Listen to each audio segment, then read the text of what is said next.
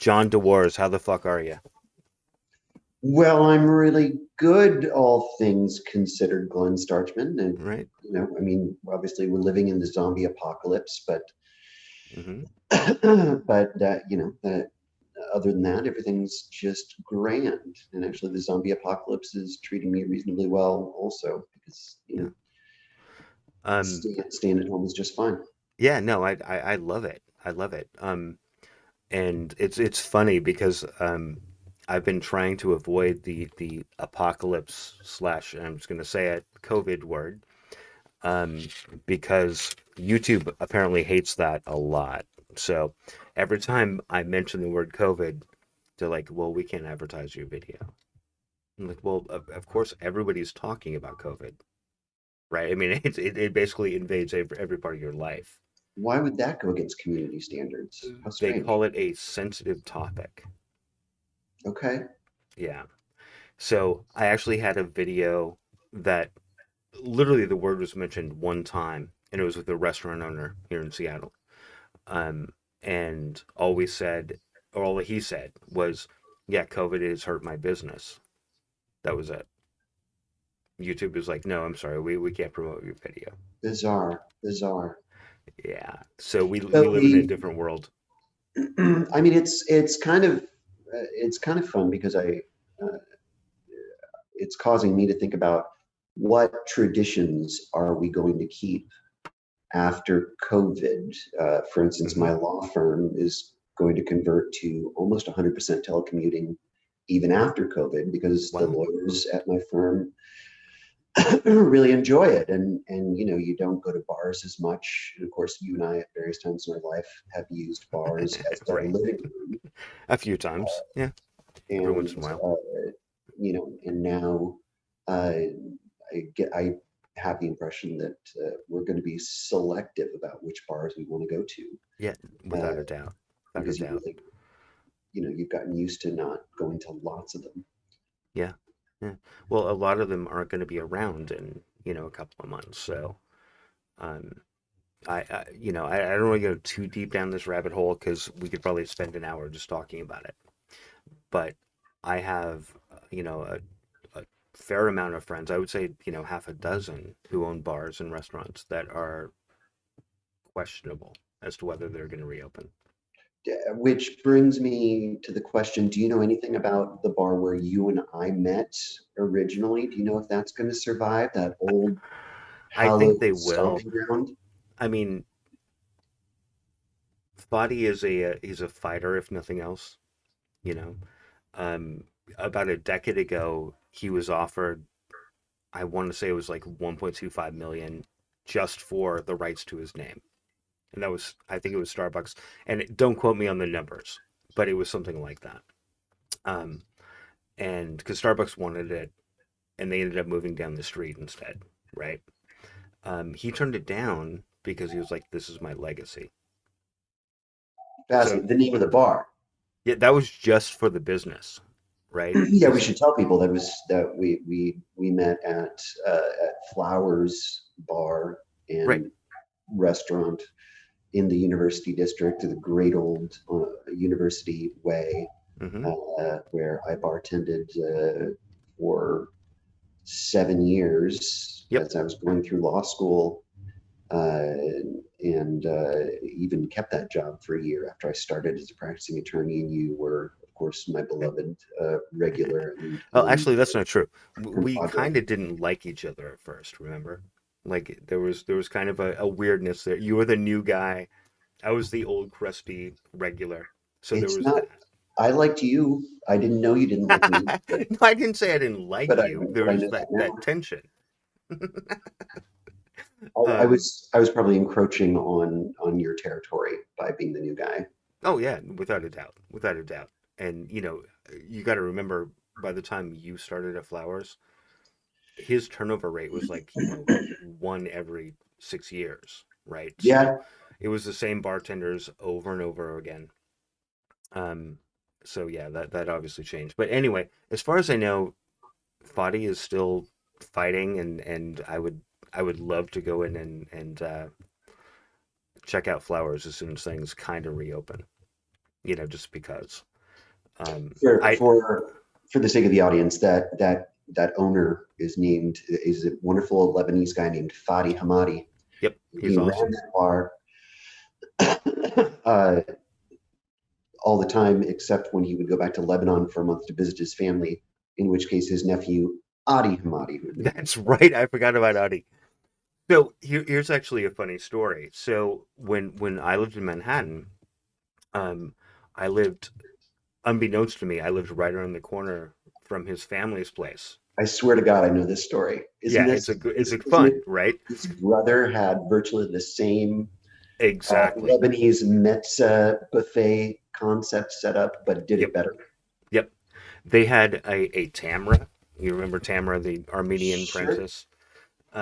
They had a what's her name? A Jin, like the Icelandic princess. They had, Uh-huh. I mean, you name it, like the exact replicas, just in Manhattan.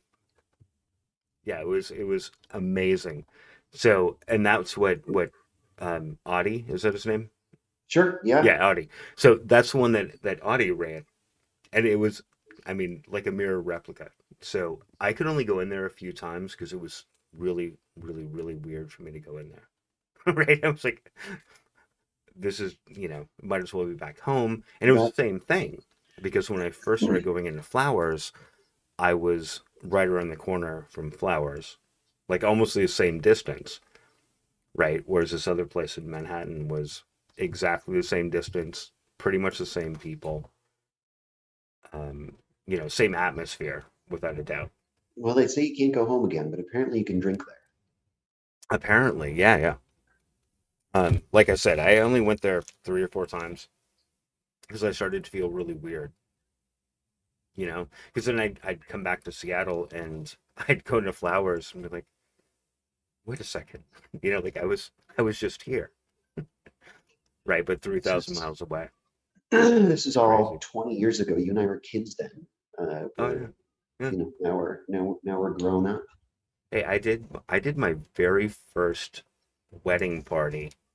What would that have been? 97. At Flowers. Well, actually, I'm sorry. He had just opened Ruby's, and he wouldn't rent Flowers for under like 10K a night, and so he rented me Ruby for I think like 3 grand. And I was like, dude, you and I both know that Ruby doesn't make anywhere close to 3 grand in a day. He's like, yeah, okay, I'll give you 2,000. He like tip well body, and I was like, I'll tell you what, we'll make it 2,200, and I'll tip your bartenders really well, right? Which is exactly what happened. Nicely done. Yeah, and what's funny is he showed up with his wife, and I think he only had the one kid at the time. Um, and they came in and had a great time. Um, and the basically the kid ate half of the buffet, right? It's like, wait, I paid for that. But Dick Buffati is like, no, you said we could come as guests. It's okay. Like I don't care, it's just fun. So funny. Um, but yeah, not to go too much further into this, but like Ruby was again like a mirror image of Flowers, right? Like he'd hire kind of the same people. Like if he had a short female bartender with blonde hair that worked at Flowers on a Friday, he'd have the same thing but on a Sunday at Ruby. Like it was just it's obviously like a template that he has. That family of restaurateurs apparently has a style that's genetically imprinted upon them. Absolutely. Yeah, there's no doubt, no doubt. Anyway, I love Fadi. I haven't seen him for a while. I saw him maybe in what March, June or July, right after the first time everything kind of reopened. Um, and he still remembers me. He's like, "Oh yeah, you've been coming in for 30 years. Like that seat, your seat. I'm gonna put a plaque, right?" He's been saying that for 10 years now. Um, 30 years. Boy. well, give or take. Hold on, no, not quite. 26 years or 20, whatever it is, man. It's a long time. But anyway, all right. So Now we're all grown up. I'm practicing law. yeah, You're the right. So that's what I entrepreneur want with to all get this. into. So you went to law school at UW. right? Went to undergraduate at UW, went to law school at Seattle University. Oh, that's right. That's right. I'm sorry. You're right. Oh, of course you're right. But Yep, uh, I had tried working as an actor during high school and college, and did a bunch of really terrible television commercials, including a Jolly Green Giant vegetable commercial that oh, eventually we have to come back to that, of course. paid for tuition for all of college and most of law school, and tried to figure out, you know, given that I'm never going to be able to work as a professional actor because that's so competitive, and I'm balding and I'm not that good looking. Oh, How come am I on, going to dwarf. stay? How am I going to stay close to the arts? And intellectual property seemed to be my best bet Mm-hmm. as a way to do my law job and stay close to the arts. My father had done the same thing. Mm-hmm. He did his undergraduate degree in painting, his master's in fine arts in filmmaking at UCLA, and went back uh, to law school, and now is essentially an arts lawyer in Los Angeles, and still goes back and teaches the MFA filmmaking students on legal issues pertaining to their trade craft. Wow. So it's funny. I kind of did the same thing, right? I mean, obviously different field, but um, I kind of got into. I was, did theater a lot, and I did, a lot of writing, and God help me, I actually self-published, and also had other people publish a few things, and they're cringe-worthy as fuck. But I realized that the only way to actually do this and make money is to jump into something else. And so the reason I got into like development and all of that was because of that, right? Because I was like, I can actually make money and still create a platform um, that I can promote the arts on. And that was the original idea, right? So it's interesting to me to hear you kind of say the same thing. Like you were doing, the acting thing, and but you saw something else in that and realized obviously that that's a a more lucrative career path. um I love that, you know. There are so many lawyers that are closet artists. I mean, Dickens, Edgar Lee Masters, Hmm. tons and tons of judges who are former or currently aspiring novelists and poets. It's a literary tradition. The profession is a literary tradition, and I think it's a route that a lot of people go Yeah, when they are lovers of artistic expression, but also have to feed a family. yeah. Well, it makes sense, especially the literary side, right? So you're talking about a profession where um and this might be a bit apocryphal, but where a the positioning of a comma can actually change the entire meaning of a contract, right? um so you have to have a solid grasp on language, and even more important, how language is interpreted, right? I, and yes, and I think I think that's so important for this discussion because uh, in as much as it may be alienating to the musicians and other artists that may be interested in this program, I can't encourage people enough to um, take the time and read their contracts Right. as opposed to simply rubber stamping them, assuming that a competent lawyer has approved it for them, or assuming that the production label or distributor that they're doing business with is giving them a fair deal. Right. Taking the time to read it is huge. Yeah. i I mean, I'm not going to bore you with it, but there are so many examples I have of even like friends of mine who have contracts that are 20, in some cases 30 years old, um, that weren't for very much money, 20, 30, maybe 50K. um, and they still owe, well, now they owe, like 70K, right in a contract from that based many on years like ago. a based Yeah, on like a negative pickup agreement exactly, where the musician exactly, receives an advance in anticipation of future profits, exactly. but realizes that they're doing sort of a deal with the devil. Right. But I think, if you're a young kid and your dream is to be on a major label and you want to tour and all that stuff, like, I mean, at least back then things have changed obviously, but back then, in 20, 30 years ago, your only option was to sign with one of those quote major labels and just kind of hope. Not to mention 30 or 40 grand 20 or 30 years ago was a big chunk of money. Sure. you know And these are such great jumping off points in my opinion because hmm I think that if I had two things I was going to impart to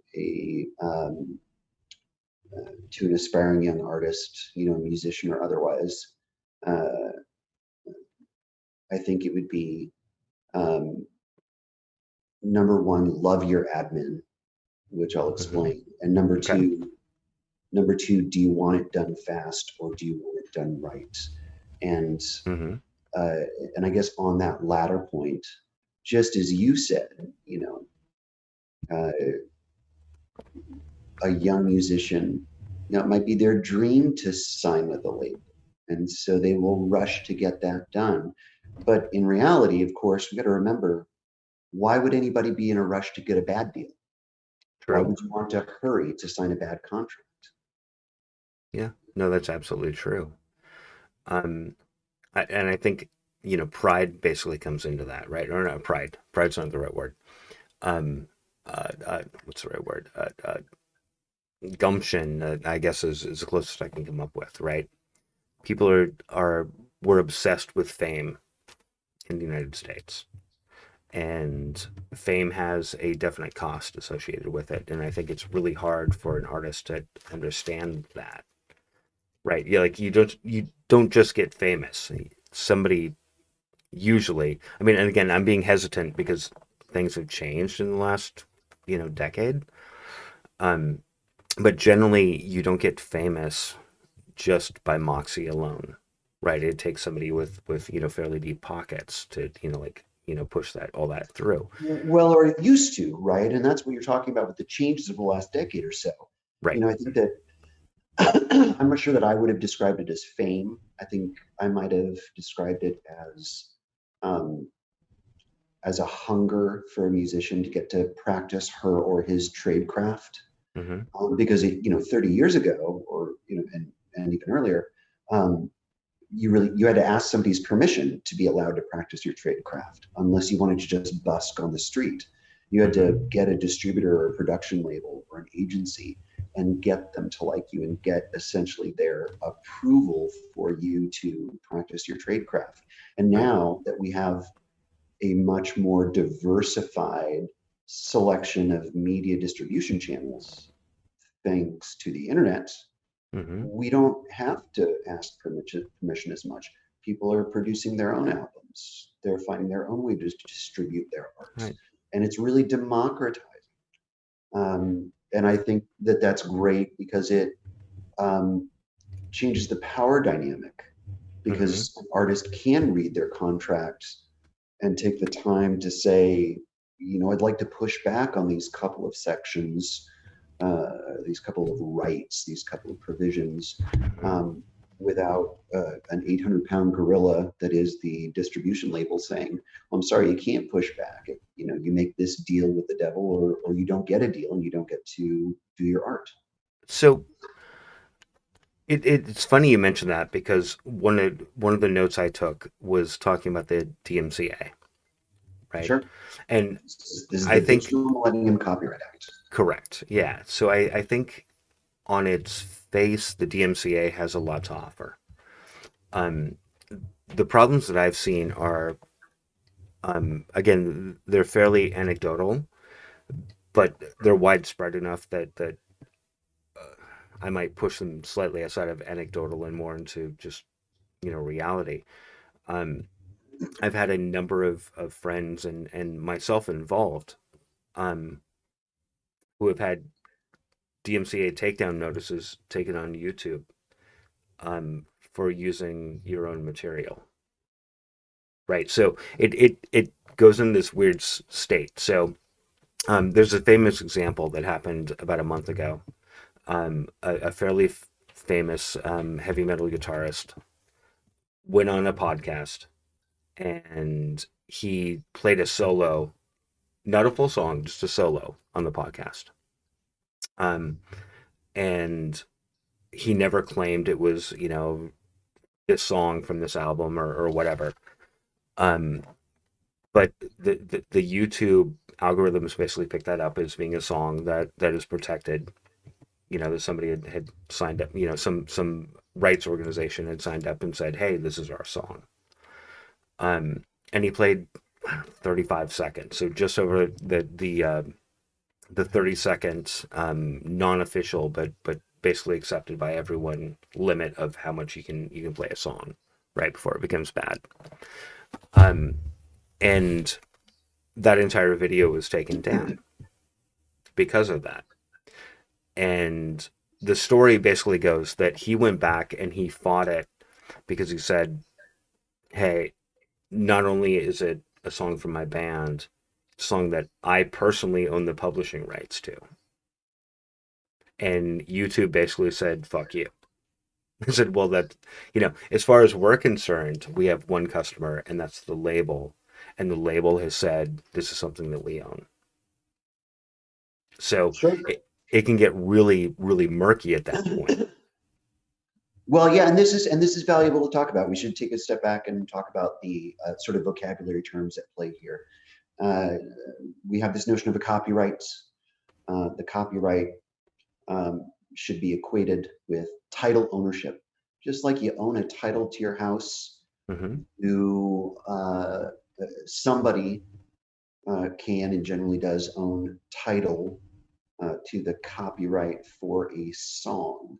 And Hmm. the person that built the house might not be the person who holds title to the house, and the person that built the song might not be the person that owns title to it. Very frequently, Sure. part of these agreements, title to the copyright ownership of the song is passed to a production label or a distribution label that thereby acquires the right to tell YouTube to take it down. And when they are telling YouTube to take it down, of course, what they're doing is invoking the Digital Millennium Copyright Act. Right. This is uh, uh, an addition to the original Copyright Act that says um, normally it would be copyright infringement for anybody to perform a song or any other work of copyrighted art that Hmm. somebody else owns the title to.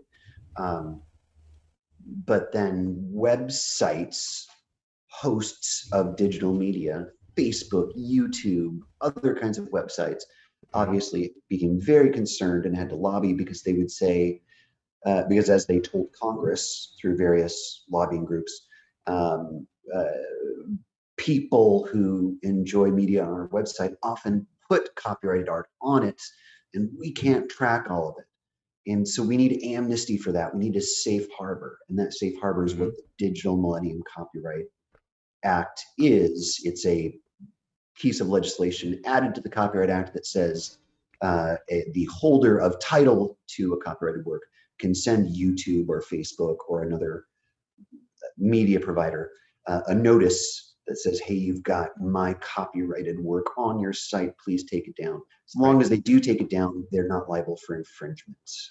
Okay. So going back to your example, because I found that fascinating, right? So it's like the analogy to like the title of the house versus who owns the house and whatnot. I totally get that.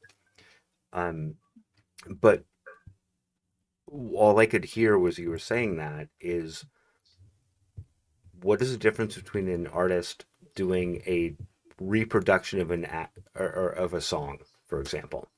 Um, what is the difference between that and somebody taking a picture of a house that somebody else owns?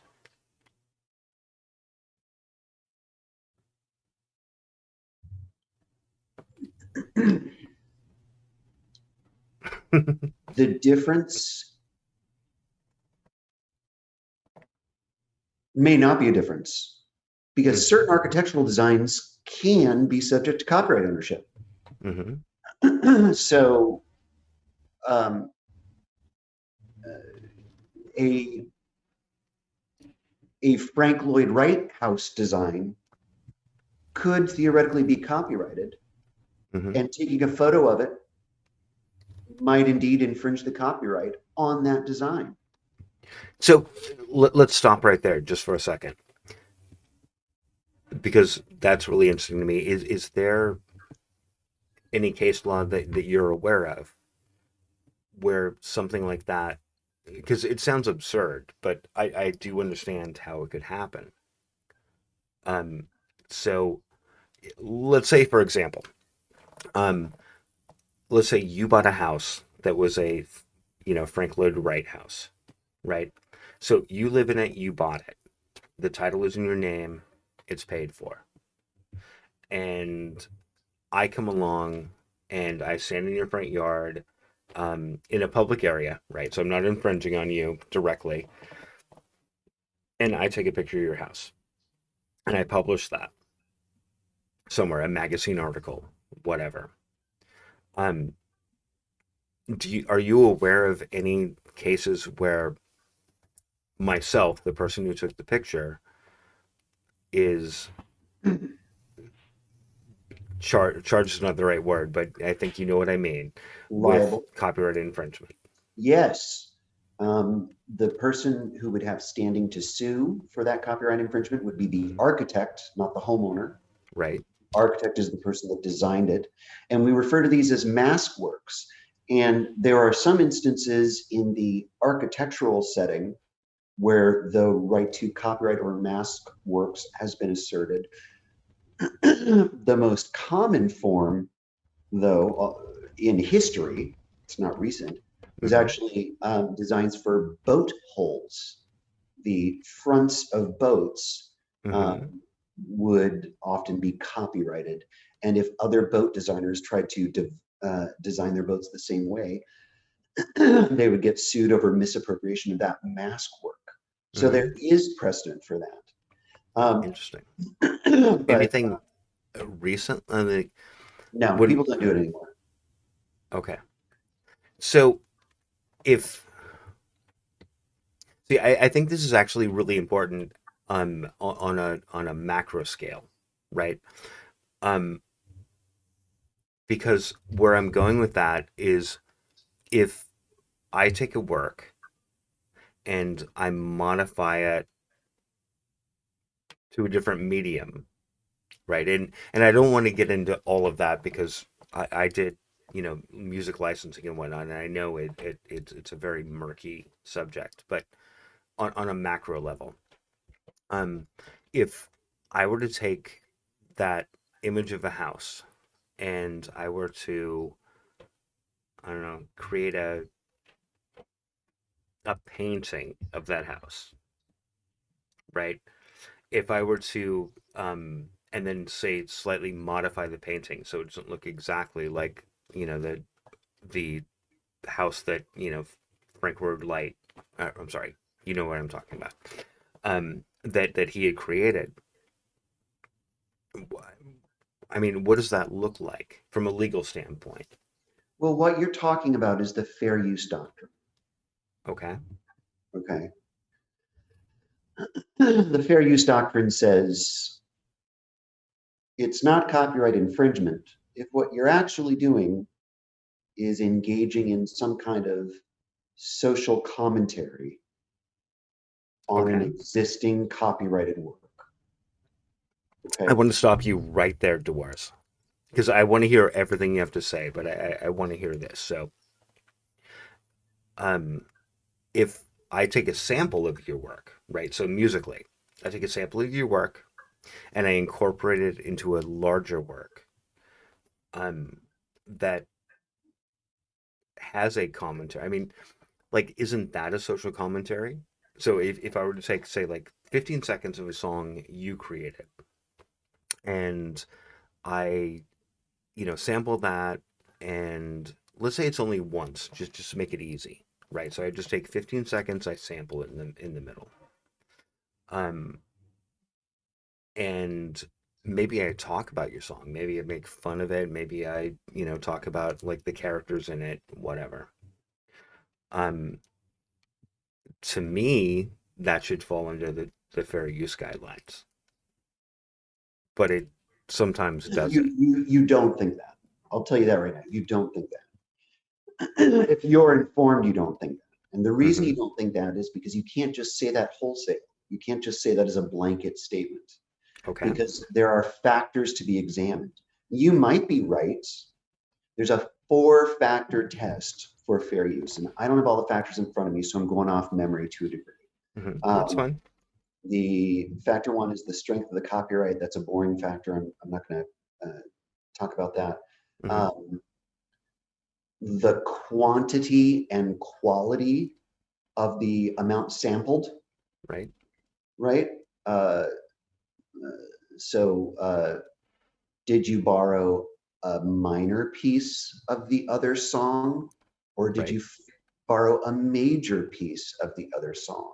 Right. Which is For of course instance, subjective. subjective. So this is a factually specific inquiry. That's why you can't make it Right. as a blanket statement.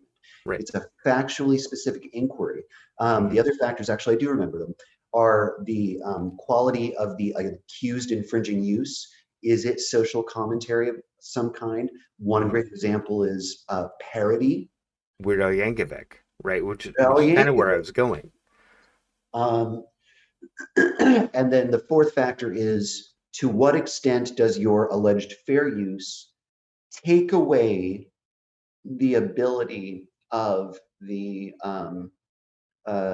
original copyright holder to economically enjoy the benefits of their work, right? So what I'm saying to you, Glenn Starchman, is I don't think you would actually say um, it's okay to sample Hmm. as a blanket statement. I think you would say it's okay to sample after looking at these subjective factors on a on a factually specific basis. How Okay. much how much you stealing? Think Queen's Wait, bass wait, line. hold on. You just said the word stealing, so I want to back into that just a little bit. Um, I'm not disagreeing with what you said at all. Um, there's a very fine line to me here because I am very, very pro intellectual property rights, like very, very much. Um, but Because without them, artists don't get to be rewarded for their innovation. absolutely. But again, you just said, and I know you, and I know what you were actually getting at, but I just want to point this out. You use the word stealing when you were talking about using somebody else's property. Sure. And generally, you're right. Like, I mean, in the physical world, I can't come over to your house and say, hey, Dolores, I'm just going to use your dishwasher or whatever. You know what I mean? Like, I can't do that because I would be breaking and entering, and we have actual physical laws about me doing that stuff. Sure. But if I were to, for example, take what you said on this podcast and use it some other way, there's, at least to me, there seems like there should be a different set of rules that apply to that because I'm not physically invading your space, right? Or am I completely off on that? I actually think it's more true to say it's the same set of rules or almost the same set of rules, Hmm. but they're applied differently to recognize the nature of the particular property that you are talking about as having been potentially trespassed upon. Okay. Um, so, uh, in this setting, for instance, um, theoretically, I could have a right of publicity. You can take what I say because what I have said is not copyrighted. It's newsworthy. This production that you're doing is a newsworthy production. So just like you're a journalist and I'm a public figure, which I'm not, but if I were, what I say is newsworthy and it is fair use. Right? If you were using my image to promote uh, uh, a product or service, then I might be able to complain that you don't have a waiver of rights from me for rights of publicity. Okay. Uh, So yeah, let's back up here just 1 second. Let's say, which you didn't, but well, let's just say, let's say that you and I were talking, and you said something that was a slip of some kind, right? So let's say you said something, and I'm not going to say anything specific because I don't want to live this. I just want to talk about it. sure. Let's say you said something that was legally questionable while we were talking, Okay. and I then turned that around and I said, "Hey, I've got a product or service or whatever that I can benefit from this misstatement that John DeWars did on my podcast." And I used that, and I said, "Well, but he said it, right? Like I have, documentation. Like he literally said this." Um, and I use that to better myself in some way, financially, probably. Um, is that fair use, or is that not? It depends on the nature of your use. This is the questions that you're asking are so important. I'm not sure that this topic is as useful to musicians unless we drill down a little bit onto how it applies to music. But the topic that you are, the questions that you're asking are so important because what your questions highlight is that in intellectual property, there are a couple of different countervailing policies or interests or frames of reference. Okay. One is the right of ownership. And this is very much an economic policy. Hmm. And the people that favor um, what I would call protectionist regimes, in other words, Hmm. let's favor exclusive ownership, they are wanting to promote an economic policy that says we give people exclusive ownership in Hmm. order that they can benefit from their intellectual property, from the stuff that they create. Because if they know they can benefit from it, whether they're scientists, whether they're academics, whether they're artists, whether they're celebrities, if they know they can profit from what they do in terms of innovation, then they will innovate. And as a result, in America, we're going to have lots of innovation and it will further our leadership within the world. On the other side, um, the other sort of countervailing frame of reference is the First Amendment. It's really protected speech. Sure. And that's what fair use is about. So um, it's a balancing act. And I think that that's what the fair use factors tend to focus on. You're asking me, what if I say something dumb in this interview, which I probably already Yeah. No, have, not yet. and But you hopefully you do. and you use it in some other media. Hmm. Um, if I were to complain about that in some way, Hmm. um, in a holistic sense, the court would engage in an analysis that focused on that balancing act. Is Glenn using my dumb gaffe um, to comment in a socially productive way, whether you agree with it or not, that Hmm. furthers First Amendment protected interests because we like free speech in this country? Hmm. Or is he just taking away my ability to economically benefit from my own right of publicity, my own image, my own likeness?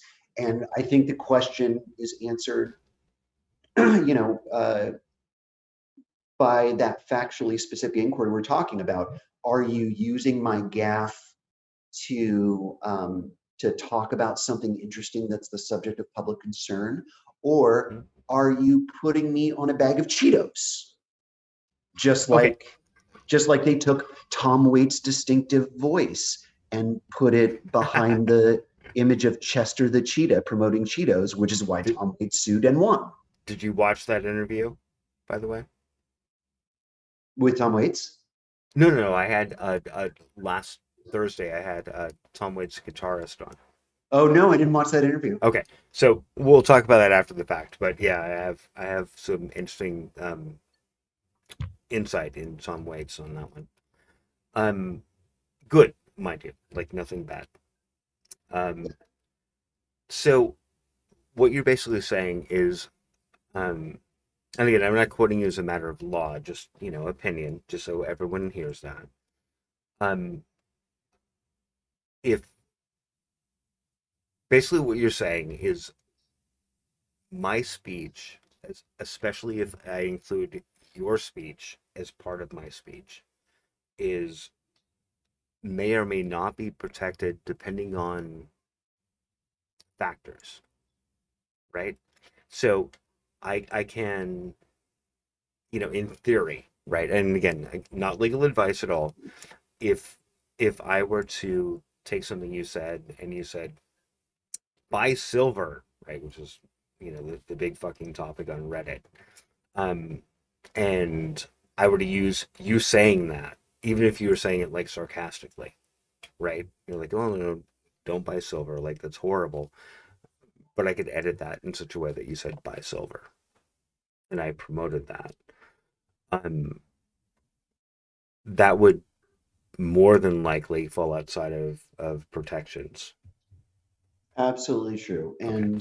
And the overriding principle there is that commercial speech is afforded less protection under the First Amendment than non-commercial speech. Okay. Uh, Is that codified anywhere? Is that just how it is? it is not codified, if you mean by codified that it is included as express language in a code Right. That's what I mean. provision of either statute or administrative rules Hmm. in federal United States jurisprudence.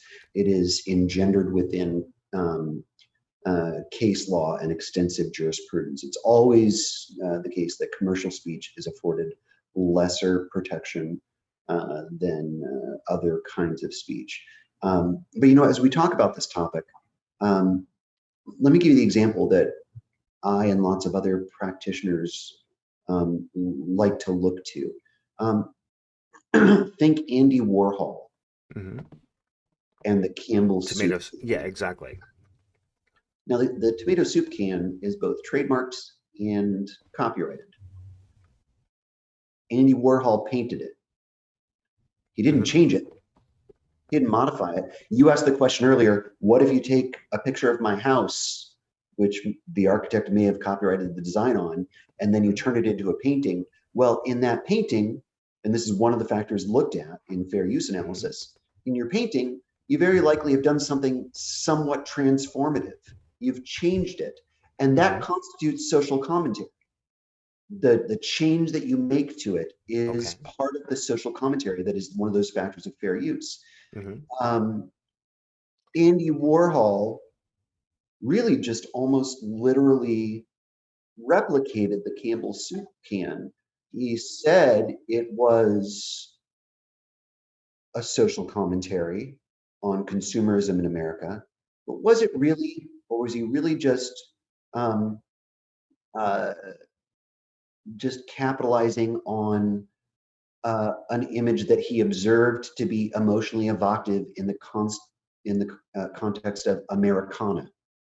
And most practitioners, most intellectual property practitioners that I know would say it would have been copyright infringement if it wasn't Andy Warhol. But because it was Andy Warhol, nobody cared. Um, So to me, that's something really interesting, and something I kind of want to dive into for some of the other people who are watching. Right? If I'm not a Andy Warhol, if I'm just some random person, um, and I'm creating. Actually, I'm sorry, divorce. I have actually have a kind of a deep hole to go into. Um, Let's go there. I if love you, yeah, brother. let's do Let's it. go there. If if I'm, and I'll use this term, a random musician, right? I'm a random band. I'm like whatever, and I'm out there. And I'm like, hey, I'm gonna create this song that I fucking love, right? Like something I came up with. Um, sorry, and I write the song even though I know it has a sound or a feeling or whatever that's similar to some other song, right? Um, what should I do at that point? So I know it's a huge question. Um, Well, yeah, and it's a huge question. And actually, I'm so glad you asked this question. What should I do? What I do not want to do on this interview with you is something that lawyers do that I hate. So many lawyers on their websites raise questions like this, and then the answer is call us and hire us. right. It's a marketing technique. Yeah. I would actually rather provide Well, okay. First of all, something useful. right. So first of all, I'm gonna promote you just because. But I think what you just said is first of all super noble. Second of all, advice that I think most people who are dealing with like intellectual property issues should be aware of, right? Because there are a bunch of charlatans out there who will say, hey, and I forget the numbers, but last time I looked, I think like the filing fee for a patent was like 375 and whatever. Like depending on what sort of protection you want, it goes up and down. But you have lawyers who will come in and say, um, yeah, it's actually going to be like 10,000 or 100,000 or whatever. And of course, depending on the size of what you want, it's going to go up and down. And I think there's a fear amongst people who are in creative aspects to engage lawyers because traditionally, being defended by a lawyer is expensive. And this circles back to this circles back to um, what I said earlier about the two things that I would like people to take away from this interview. One is, don't rush to a bad contract, but the other is love your admin. There Hmm. is so much value to getting online and learning about the issues involved in your profession as an artist, because it is a Hmm. profession Hmm. um, that impact you. Um, and some of it is not rocket science. Filing a copyright application is not rocket science. You have to do a little reading online. There's no reason for you to pay me to file a Yeah. copyright application for protection of a song. Right. Additionally, um, uh, you know,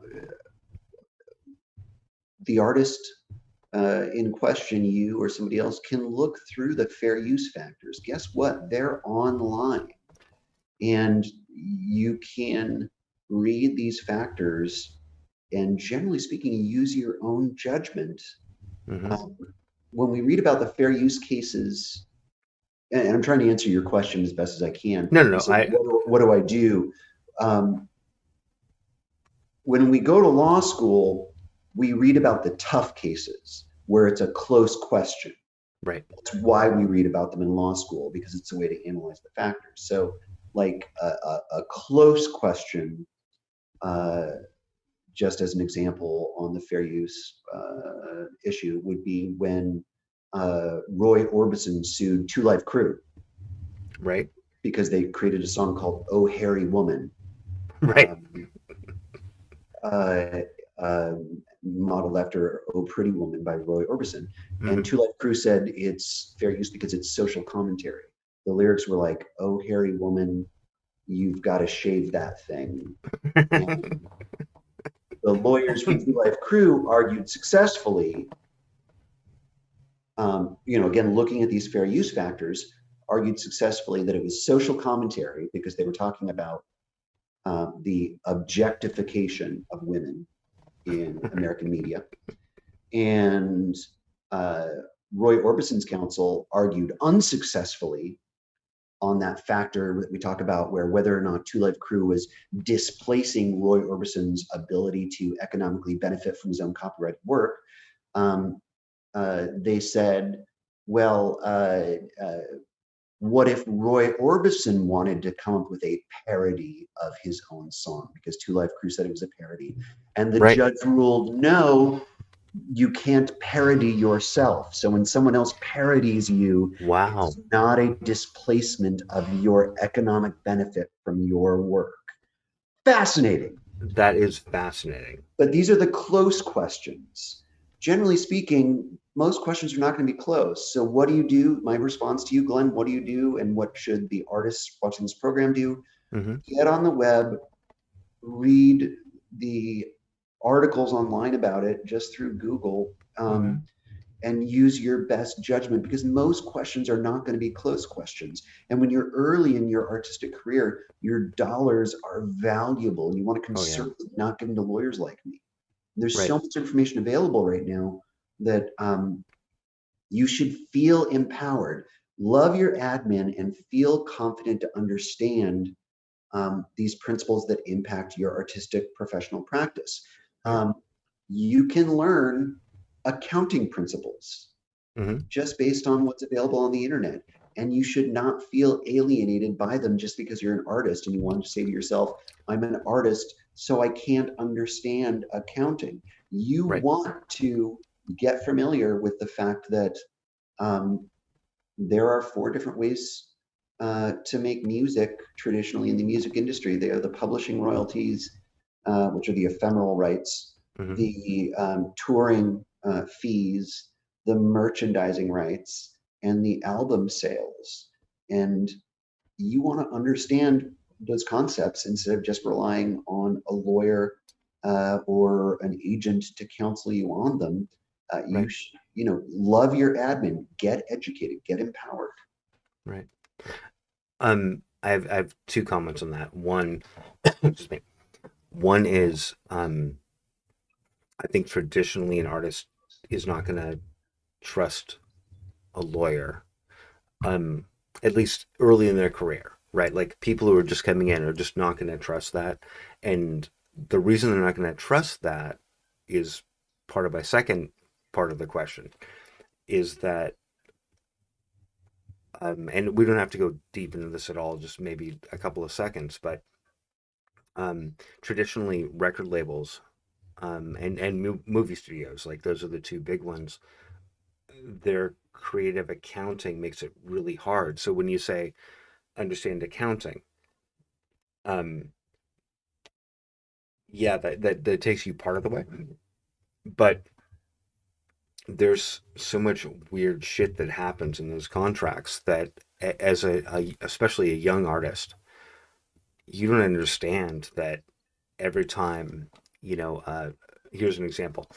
An A&R crew comes out from your record label, comes out to see a show.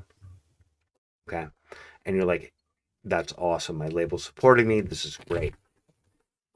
What ends up happening is all of the expenses for that, you know, coming out to see you in Minneapolis and you're from Seattle, for example, right?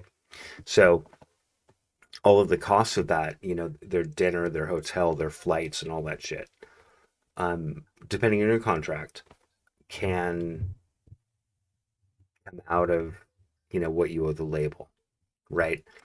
So I think your advice is awesome. It's spot on. But it's also very dependent on the label. Like if you deal with somebody or label or movie studio, whatever, it really depends on the fortitude of that institution you're working with, right? So I think your advice is rock solid. That's not what I'm talking But it about. also it also depends on the fortitude of you, the artist, right? So obviously you're not going to get a law degree. You're not, just to negotiate your music contract. No, You're not going to get an accounting degree. You're not going to become certified as a CPA. You're not going to become a forensic accountant. But you can learn enough to issue spot enough to ask the important questions, okay, to recognize it. I mean, if you get cancer, you probably shouldn't just go to your oncologist and say, tell me what to do. right, You should probably read some articles about cancer enough to equip you to ask important questions relating to your treatment, relating to your risks, yeah, relating to your definitely, options. And any artist can get educated enough to do 85% of that, asking the tough questions like, hey, when we talk about net royalties, what are the costs that come out of net? Hey, when we talk about publishing rights, hmm if I'm the guitarist but not the lead singer or songwriter, what percentage of revenues do I get to enjoy when my song is played on the radio, given that I didn't write the lyrics or the melody, but I sure wrote the bass riffs right. that made the song important. I mean, you can learn enough to issue spot and ask the questions, and that's part of loving your admin. And taking the hmm time to ask those questions is part of not rushing to a bad contract, in my view. I think that's very valid, and I think there's something slightly else at play too, in that the majority of entertainment lawyers I know, like the higher end ones, right? Um, the amount they're charging is obscene. I mean, it's absolutely fucking obscene.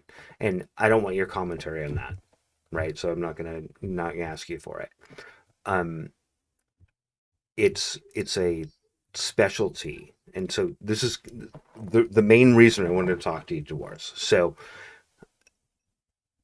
people who are not aware of the legal system, um, many times don't feel like they have a choice.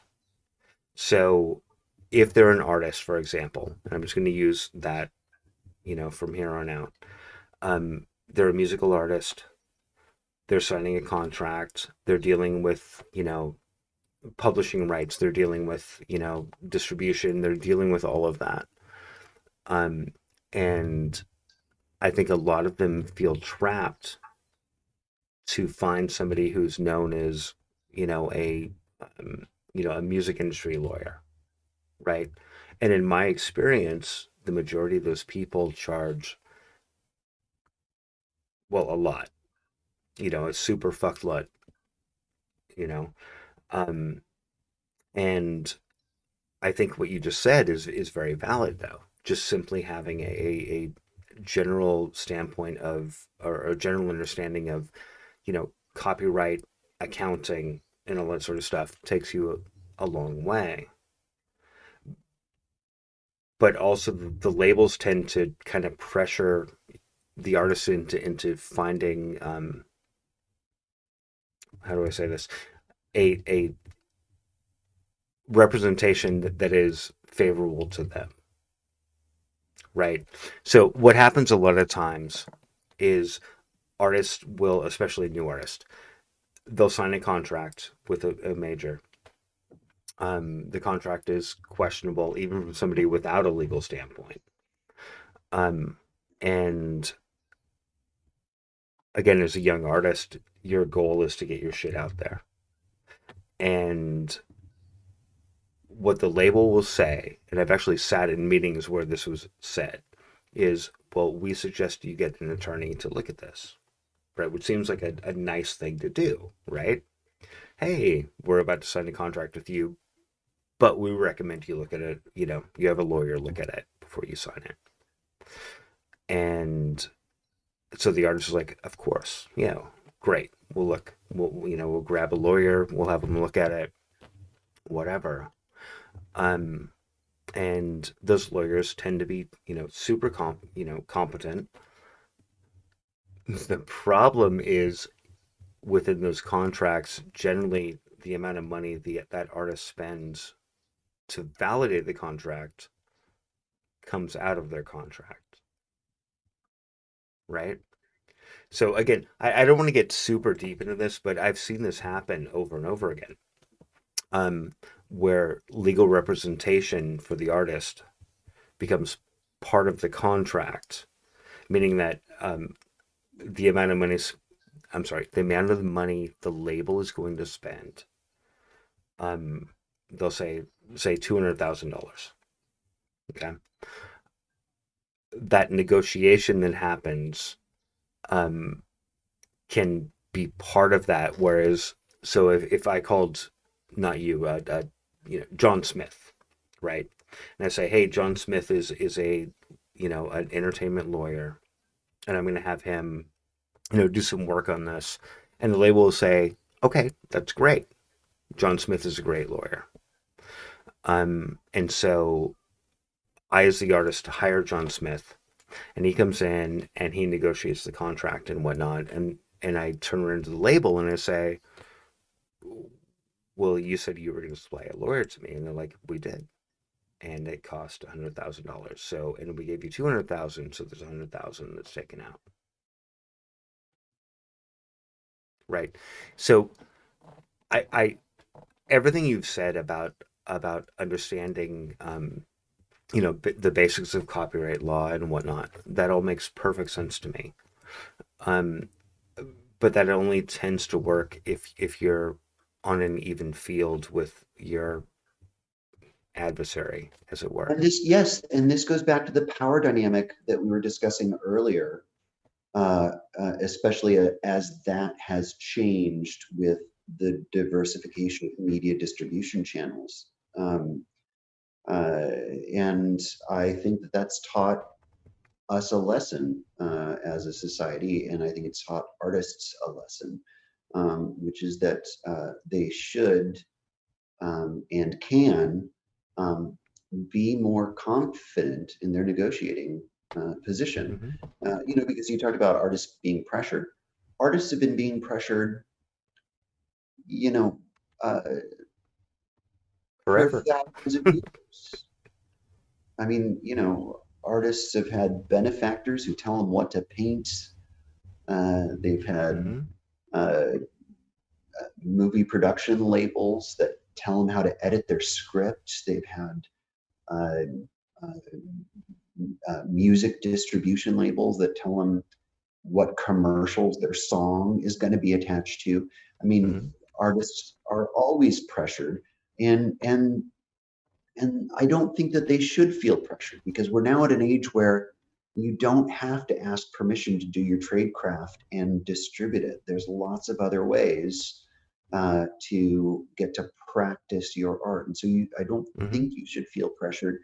And if you do, it usually ends up being a bad deal for you. I mean, you ever hear about TLC's gripes about how long it took for them to make any money Right. Yeah. uh, because even though they were wildly successful, they signed a bad contract.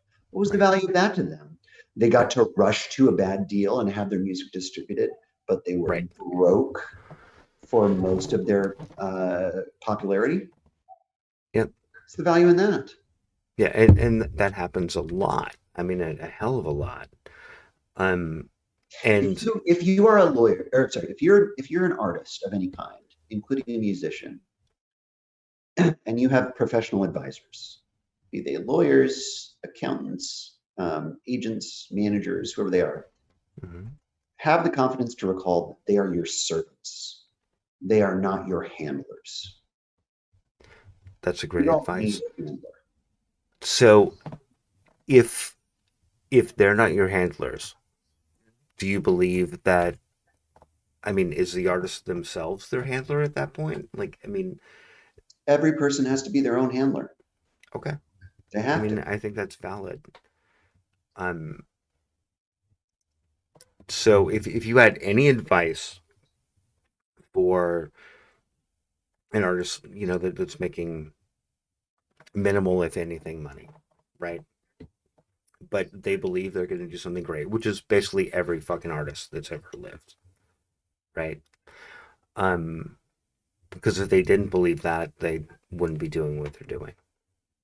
So, if you had any advice whatsoever for somebody like that who maybe they haven't signed a deal, with a label or a production company or anything like that, and they just want to future proof what they're doing in like two sentences, what would be your advice to them?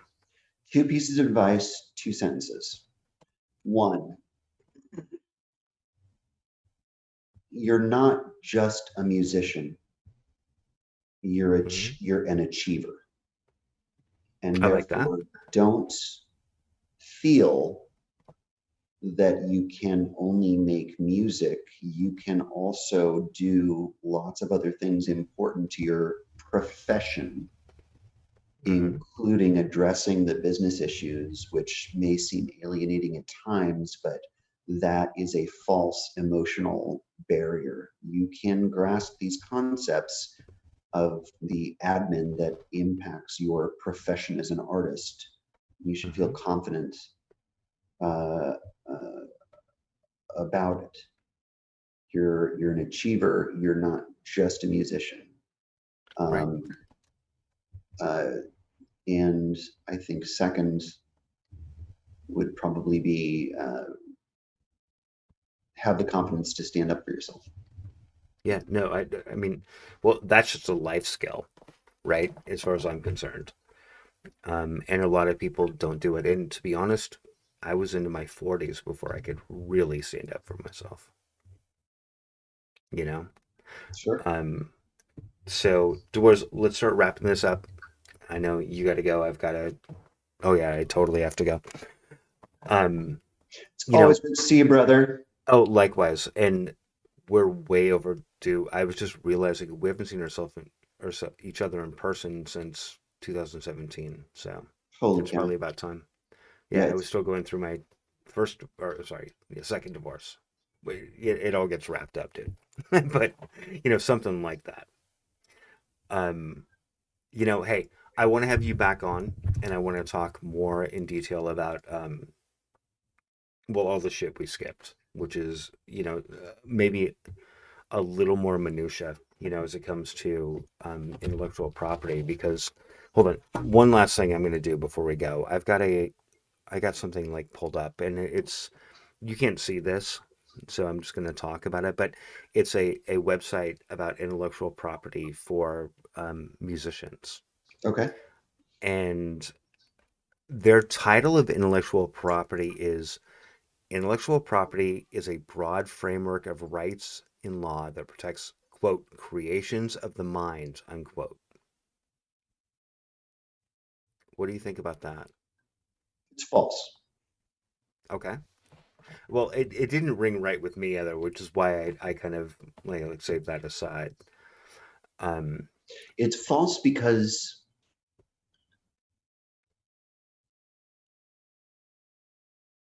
intellectual property can only go so far. mhm. Intellectual property laws are driven by an economic policy. We want to promote innovation because it's good for society. It is Mhm. not about you, Glenn Starchman, owning an idea. It's about society benefiting from the fact that you will be economically rewarded for owning an idea. Mhm. Intellectual property specifically does not protect creations of the mind.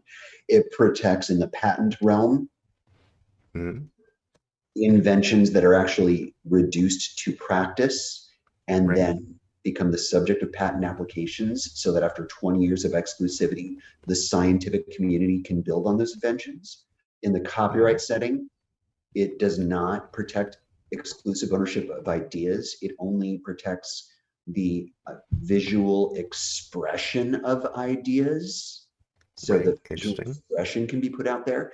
In the trademark setting, it only protects um, brands that distinguish the source of a good or service so that society feels comfortable relying on that source identifier to rush into the marketplace and spend their dollars. It Right. specifically is not to protect creations of the mind. It is to, and if it was designed to protect creations of the mind, the countervailing theorists who are more in favor of the First Amendment would scream bloody murder. Right. No, Uh, you're right. You're it's right. only a set of laws that creates a bundle of rights to the extent that doing so promotes sound economic policy. Dewars, I love that. And I think that's a great place to kind of end it. But I want to have you back on because I want to dig a little bit deeper in some of the stuff at some point. I'd Um, love to. I think what you just said is going to resonate with a lot of artists. Number one, um, and I think number two, if it doesn't resonate with them, it will kind of expand their mind a little bit, right, and let them think about it, right? Um, there's a lot of definitions of intellectual property that just aren't not real, right? Like the one I just read you. Um, and I know a lot of artists who are like, oh, I'll send myself a copy of the song in the mail, and it's protected. Obviously, we know that's not entirely That true. is like drinking bleach to cure COVID. Right? Exactly. Exactly.